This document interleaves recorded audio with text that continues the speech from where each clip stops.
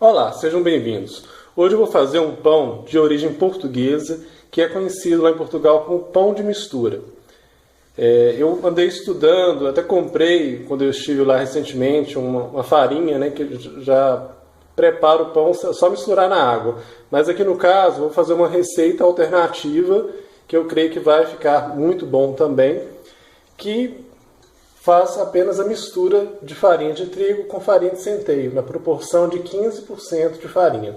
Ou seja, neste pão eu vou utilizar 425 gramas de farinha de trigo, 75 gramas de farinha de centeio, que eu peneirei, né, para deixar o pão com a textura mais leve, 10 gramas de sal, 1 colher de sopa de açúcar, e 300 ml de água. Vou começar misturando, aquele velho processo. Inicialmente devagar, daqui 2 minutos eu elevo a velocidade e vou misturar por cerca de 4 a 5 minutos. Na mão, deve levar uns 10 minutos para maçã.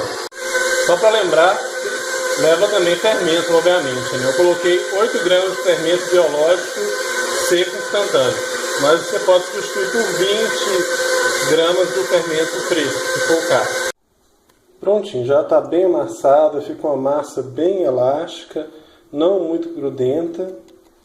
E agora eu vou deixar ela descansando por meia hora para dar uma fermentada. Antes de modelar os pães, eu vou modelar umas baguetes mais gordinhas. Bem, a massa já fermentou, eu já dividi aqui em partes iguais. No meu caso aqui renderam porções de 280 gramas. E vou fazer baguetes agora. Primeiro eu tiro todo o gás carbônico, né, da massa e vou enrolando aqui, fechando a massa. Nesse final aqui sobra essa bordinha. Então a borda eu ponho aqui e faço assim para poder... Faço um movimento com a mão assim, cunha, que aí eu fecho, dou uma leve pressionada que eu selo a massa. Faço de novo, dou uma dobrinha, faço...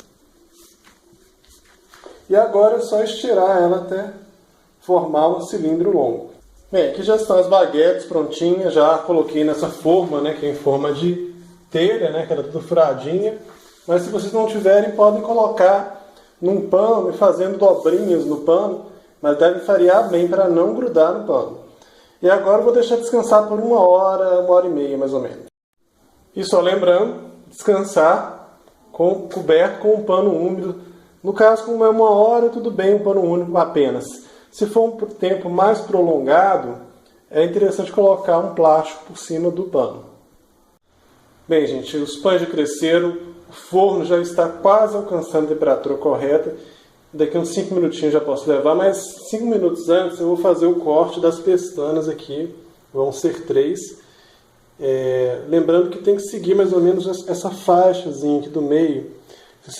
Tem que ser cortado em diagonal, mas vocês podem ver que a distância daqui a aqui é um retângulo bem fininho. Se cortar demais, vai fazer com que o pão fique cheio de gomos, né? Aqui eu até cortei um pouco demais, eu acho, mas é só questão de perfeccionismo, não interfere no sabor, não, mas faz com que o pão cresça um pouco mais, se o corte for feito da maneira certa. Agora mais 5 minutinhos, colocar no forno, que está mais ou menos 200 graus, deve assar por uns 25 minutos. Bem, gente, eu acabo de colocar aqui no forno, não sei se dá para ver, e agora eu vou colocar um pouquinho de água aqui numa frente quente que eu ponho embaixo, porque todo pão de casca grossa precisa desse vapor no início para deixar que ele cresça, né, mas termine de crescer nesse período em que o fermento vai acabar morrendo, né, no final.